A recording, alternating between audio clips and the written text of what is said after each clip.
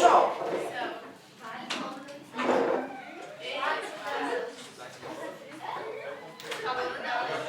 Faltava uma última questão. Boa tarde, boa tarde.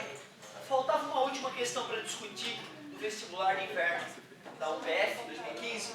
E era uma questão que falava do efeito fotoelétrico.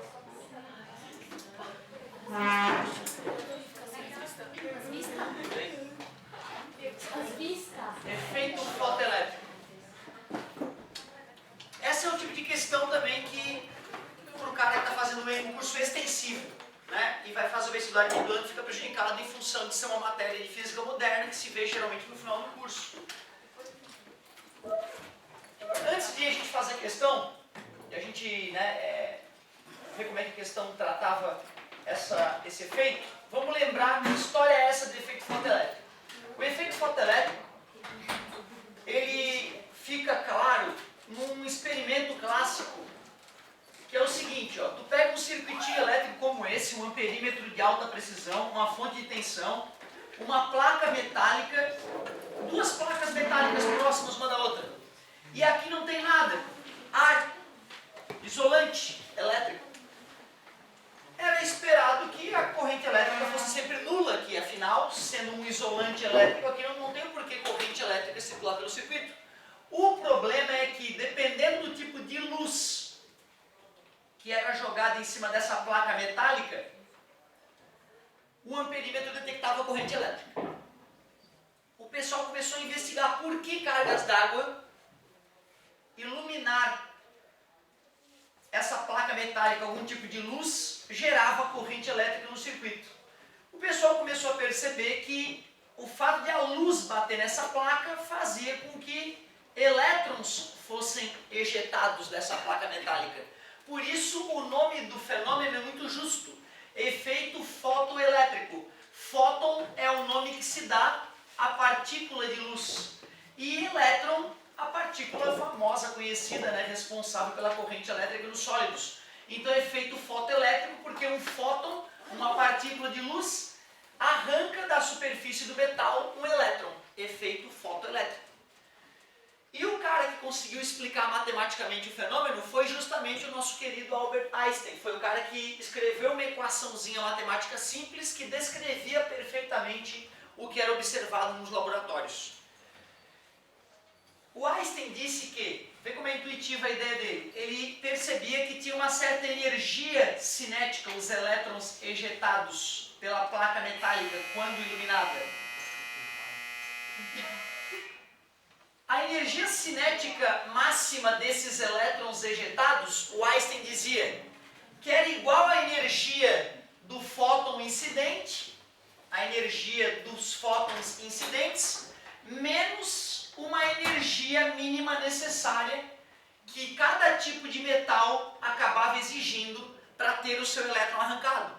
Por exemplo, elétrons com maior eletronegatividade, com mais tesão por elétron, metais com mais eletronegatividade, cobrariam uma energia maior para ter seus elétrons arrancados, contrariamente aos átomos metálicos de menor eletronegatividade, ou seja, mais eletropositivos. Ou seja, cada tipo de metal tem mais ou menos apego aos seus elétrons e por isso exigiriam mais ou menos energia para ter os seus elétrons arrancados. Como a energia de um fóton tinha sido determinada por Max Planck, próximo do momento em que o Einstein escreveu essa equação, então a gente pode reescrever a equação do efeito fotoelétrico dizendo que a energia cinética máxima dos elétrons ejetados é H vezes F, onde F é a frequência da luz incidente, menos a função trabalho, que é o valor cobrado pelo metal para ter o seu elétron ejetado. Se eu for fazer um gráfico da energia cinética dos elétrons ejetados em função da frequência da luz incidente, observe que é uma equação de primeiro grau crescente, o coeficiente linear sendo negativo, então o gráfico começa aqui de baixo, e os diferentes metais vão representar diferentes curvas, cada um com a mesma inclinação. A única coisa que vai diferir diferenciar os diferentes superfícies metálicas. Então é uma superfície metálica que está ejetando elétrons. Então aqui é para o metal 1, isso aqui já é do metal 2, essa é do metal 3. E cada metal tem uma função trabalho, que é a energia que o átomo cobra para ter o seu elétron ejetado. Aquela ali já seria a função trabalho do metal 2. Observem também que existe uma frequência mínima, chamada frequência de corte, a partir da qual os elétrons são ejetados. Se a frequência da luz incidente é menor do que essa frequência mínima, o elétron ejetado teria uma energia cinética negativa e, na prática, esse elétron não é ejetado, ele continua no átomo de origem. Cada metal tem uma frequência de corte diferente, ó. Frequência acima da qual os elétrons passam a ser ejetados. Então, um bate-papo rápido aqui sobre efeito fotoelétrico. Agora sabemos o porquê do nome e sabemos que a equação que o Einstein escreveu e que ganhou o prêmio Nobel, ele não ganhou o prêmio Nobel pela relatividade, como muitos pensam, ele ganhou o prêmio Nobel em função do efeito fotoelétrico. E a equação é simples, né, cara? Se tu for pensar, né, não dá para acreditar que é uma equação tão simples, uma explicação tão simples, gerou um resultado tão importante.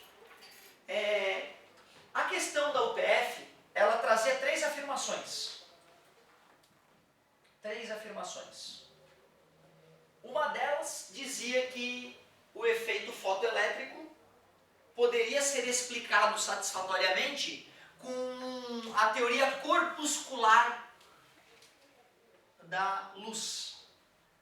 E é verdade, porque se eu acabo de te falar que a luz é considerada uma partícula chamada fóton, e essa partícula bate numa outra partícula e arranca essa partícula por ter batido nela, essa outra partícula chamada elétron, então eu estou afirmando que a luz se comporta como um corpo, que se choca contra outro corpo e desloca ele. Então, de fato, o efeito fotoelétrico é explicado do ponto de vista corpuscular, certo? É a teoria corpuscular da luz em ação, o efeito fotoelétrico. Professor, por que não posso considerar que a luz, a onda eletromagnética incide no elétron e faz ele entrar em ressonância até escapar do metal? Pode, não tem problema nenhum. Mas daí vai ser explicado pela teoria de onda. Mas não tem problema, a gente pode dizer que o efeito fotoelétrico também pode ser explicado pela teoria ondulatória. Mas ele pode ser explicado satisfatoriamente pela teoria corpuscular. Certo? Isso é verdade. Tanto que o Einstein, a própria denominação, né, efeito fotoelétrico, remete ao nome fóton, que é a partícula de luz. Né? Então, mostrando que a luz se comporta como um corpo. Mas o mais bizarro, e eu te confesso que há poucos anos só que eu entendi um pouco melhor a dualidade da partícula. Eu explicava para o aluno que a dualidade da partícula significava que ora a luz se comportava como uma partícula e ora ela se comportava como uma onda. E na verdade não é a melhor interpretação. Quando a gente fala na dualidade da partícula, é que ela é as duas coisas mesmo. Ao mesmo tempo, a luz é uma onda e partícula. Não é que ora ela é uma, ora ela é outra. Ah, agora eu vou ser assim. Não. Ela apresenta as duas características. Ela apresenta a característica de partícula e ela apresenta a característica de onda, concomitantemente. E dependendo do experimento que eu executo em cima da luz, um ou outro fenômeno fica mais evidenciado. Mas eu concordo plenamente com o que tu disse. A maioria dos fenômenos dá para explicar tanto usando a teoria corpuscular quanto com a teoria ondulatória. Em alguns casos puxa mais para um lado ou mais para o outro, mas com um pouco de criatividade tu consegue explicar pelos dois fenômenos. De qualquer forma, não deixa de ser verdadeiro, né, o item. Porque ele estava dizendo que a teoria do efeito fotoelétrico, né, explicava razoavelmente o fenômeno, né, dava de entender o fenômeno pensando na luz como um corpo, corpúsculo, fóton. Então, honesto. O segundo item, eu não lembro agora. O terceiro é que Existia uma, daí uma frequência mínima, mas a partir do qual, que tinha efeito a partir de uma certa, tipo, se ultrapassava a frequência mínima da é que o efeito, que o elétron só era ejetado Isso. a partir de uma certa frequência mínima. Mínima. E eu concordo, né? Não é Se- só da luz que tu incide, né? dia ela não vai ser. Isso. Uma das coisas que foi marcante no efeito fotoelétrico é que o cara colocava uma luz vermelha fraquinha, não injetava elétron. Colocava uma luz vermelha intensa pra caramba, muita luz vermelha, não injetava elétron. Colocava uma gotinha de luz violeta, ejetava elétron. Eles não entendiam por que era a cor da luz que fazia o elétron ser ejetado e não a intensidade da luz. Então isso é que o Einstein trouxe essa sacada, né? Ele, claro, usando os resultados de Max Planck, que dizia que a energia, que o pacote de energia carregado por um fóton dependia da frequência da luz incidente, conectou um estudo publicado anteriormente com outros estudos publicados posteriormente. O Einstein conectou as duas coisas e matou a charada, mostrando que a frequência da luz é que indicava quanto de energia cada partícula de luz tinha. E a intensidade luminosa indica quantas partículas de luz estão chegando no ambiente. Ou seja, se eu boto luz vermelha, muita luz vermelha, são muitos fótons, mas o fóton vermelho tem menos energia do que o fóton violeta.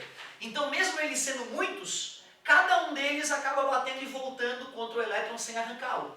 Agora, basta um fóton violeta, um fóton carregando mais energia, ele já bate no elétron e arranca um elétron que seja. Ou seja, o que importa para haver ejeção de elétrons ou não haver ejeção de elétrons é a frequência da luz incidente. Mas para saber a quantidade de elétrons ejetados, eu preciso saber a intensidade da luz. Então eu já vi questão perguntando qual é o número de elétrons ejetados na superfície, dando, né, os dados adequados. A gente consegue calcular inclusive o número de partículas que vai ser ejetada da superfície. Olha que legal. Então a intensidade da luz tem a ver com a quantidade de partículas ejetadas. Mas se haverão partículas ejetadas ou não, e a energia com que elas serão ejetadas depende da frequência da luz incidente, certo? E isso que tornava o 3 verdadeiro. Agora o item 2 falava que metais diferentes exigiam energias diferentes para a ejeção ocorrer. E isso fica nítido aqui na função trabalho. Cada metal tem a sua função trabalho, e essa função trabalho é justamente a quantidade de energia que cada tipo de metal exige para emitir, certo? Então, essa também ficava verdadeira porque falava dessa diferença, né? Outra coisa interessante, gente, quando o pessoal começou a fazer o gráfico da energia cinética dos elétrons ejetados versus frequência, o que o pessoal não compreendia é o fato de todas as retas terem a mesma inclinação.